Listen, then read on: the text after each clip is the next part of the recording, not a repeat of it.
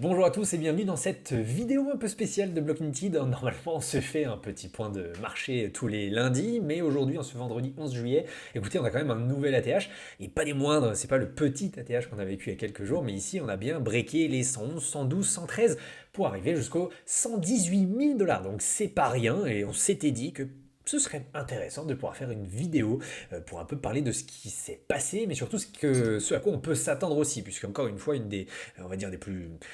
les choses les plus difficiles à réaliser, c'est aussi de savoir ce qui se passe sur un marché et quand est-ce qu'on peut arriver dans des zones de surchauffe, d'euphorie, et donc quand est-ce qu'il faut aussi savoir protéger ses gains, quand est-ce qu'il faut s'alarmer ou non, et c'est un peu ce que l'on va voir aujourd'hui. Donc ce qui est plutôt pas mal, c'est que globalement, vous le voyez, le sentiment sur le marché, toujours à l'heure actuelle, n'est pas forcément dans un état d'extrême cupidité. On a l'impression qu'on fait encore une fois un nouvel ATH, parce qu'on a quand même fait plusieurs ces derniers jours, toujours un peu dans cette sensation que ça ne fait rêver personne, ça ne fait FOMO personne, donc dans le sens, il y a pas forcément beaucoup d'investisseurs qui se ruent sur Bitcoin ou sur les altcoins. On voit quand même, évidemment, que la capitalisation totale a bien augmenté, plus quasiment 7%, et celle des alts surtout également. Et ça, c'est extrêmement intéressant, c'est de voir que globalement, la dominance de Bitcoin a légèrement diminué, ce qui est, pardon, ce qui est plutôt intéressant, puisqu'on veut aussi espérer avoir, comme on l'a vu dans une des précédentes vidéos, on était sur une zone de temporalité au niveau des altcoins qui était plutôt propice à l'investissement il y a de ça quelques semaines, et peut-être que ça peut être payant. Ce qui est plutôt pas mal, c'est que, on en a parlé en plus dans la vidéo de lundi, donc ce qui est intéressant, c'est de voilà, remarquer ce qui a été dit et ce qui est donc réel. On s'attendait à atteindre cette fameuse ligne haute numéro 1, on l'a atteinte, les 118 000 dollars environ ont été touchés, et donc l'objectif maintenant, ça va être de, non pas comme tout le long du mois de mai, de voilà, rester en dessous et de s'en servir comme d'une résistance, mais bien de breaker à la hausse et de faire un peu comme les deux derniers tops que nous avons eu en 2024, de pouvoir passer au-dessus et au moins atteindre cette ligne haute numéro 2. Donc premier stop, on vient de le voir, c'est maintenant. Pour ceux qui ont envie, évidemment, nous ne sommes pas conseillers du tout financiers, mais voilà, ce sont des zones où vous le savez, historiquement parlant, ça peut être des bons moments opportuns de sécuriser quelques gains. En tout cas, sachez, faites vos propres décisions d'investissement et surtout faites-le voilà, en votre âme et conscience lorsque vous le sentez que c'est le moment. Donc ce qui est plutôt pas mal, c'est qu'on peut essayer de se laisser espérer avoir d'ici quelques jours, quelques semaines, puisque tout ne monte pas en ligne droite, à atteindre potentiellement la zone des 129 000 dollars, même si en plus cette ligne-là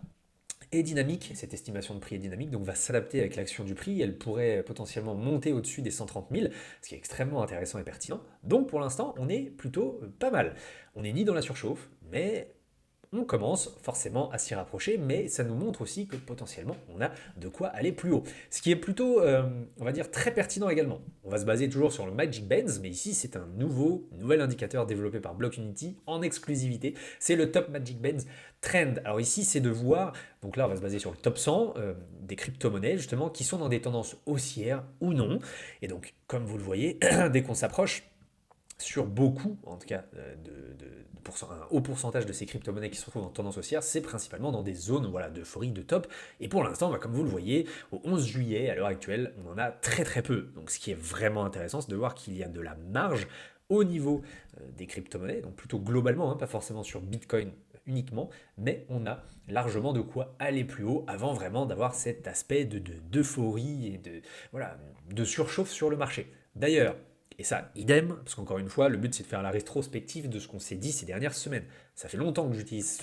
cet indicateur avec vous, le stablecoin supply ratio. On le voit, les investisseurs étaient dans un entre-deux, ils ne savaient pas s'il fallait se dérisquer et reprendre des stablecoins ou se risquer sur le marché et déployer les stablecoins. Là, on le voit,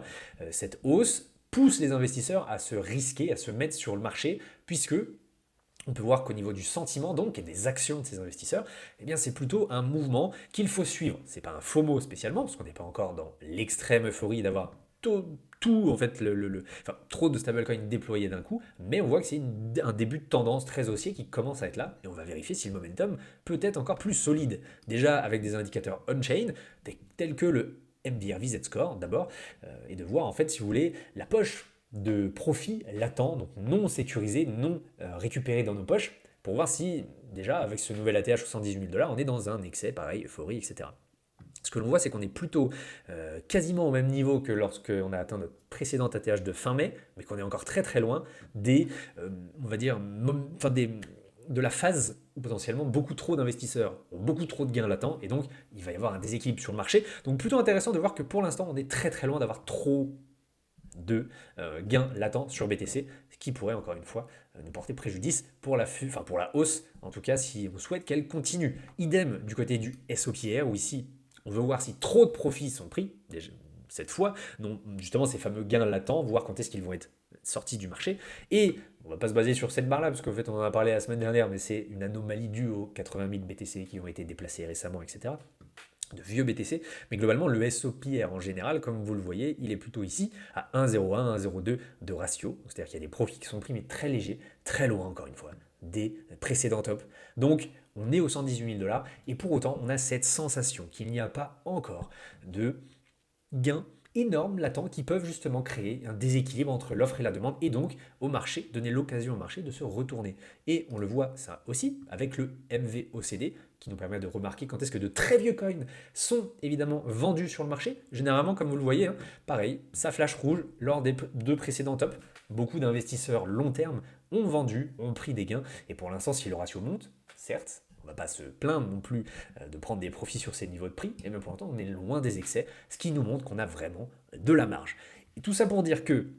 maintenant, on va faire un peu un état global, vu tous ces indicateurs techniques, on-chain et même social, grâce évidemment à l'ensemble, enfin à l'historique des scores, cette fois de risque de sommet local de marché. Ben voilà, le ratio augmente petit à petit, mais encore une fois, on est très bien. On n'est pas du tout dans l'excès d'euphorie qu'il y a eu non plus lors des deux précédents tops. Donc ce qui est vraiment excellent, c'est qu'on est dans une zone de découverte de prix, un nouvel ATH, et pour autant, on n'est pas du tout encore dans l'excès d'un marché qui a besoin potentiellement de se retourner. Ça ne veut pas dire que, évidemment, tout va monter en ligne droite, mais potentiellement que cette hausse ne fait que commencer et qu'elle pourrait nous faire voir d'ici les jours et semaines à venir de nouveaux sommets. Évidemment, ce ne sont que des probabilités, ça ne veut encore une fois pas dire que ça va se réaliser, mais c'est intéressant de voir que si la demande suit, et seulement si la demande continue à montrer cet engouement, eh bien on pourrait justement aller vers des nouveaux sommets. Voilà, écoutez, je pense que c'était vraiment le but de cette courte vidéo. On va pas aller plus loin parce qu'on se reverra déjà dès lundi pour en parler. Mais vu qu'on a eu ce nouvel ATH, je le trouvais très pertinent de faire ce petit point de marché avec vous. En attendant, écoutez, vous le savez, vous pouvez vous découvrir Block Unity pendant 7 jours gratuitement. Donc toute cette plateforme qui vous propose tous les indicateurs en fait clés en main pour vraiment comprendre où on se situe dans ce cycle, dans les cycles prochains également. Vous savez, ils ont quand même bien sûr pléthore d'indicateurs qui sont accessibles pour tout le monde, et des indicateurs vraiment propres à Block Unity qui ont été développés comme l'indicateur de saisonnalité, le Magic Bands, l'état du marché pour vraiment savoir quand aussi sortir de ce marché globalement et sécuriser ses gains. Donc voilà, faites-y un tour, c'est vraiment pertinent et intéressant.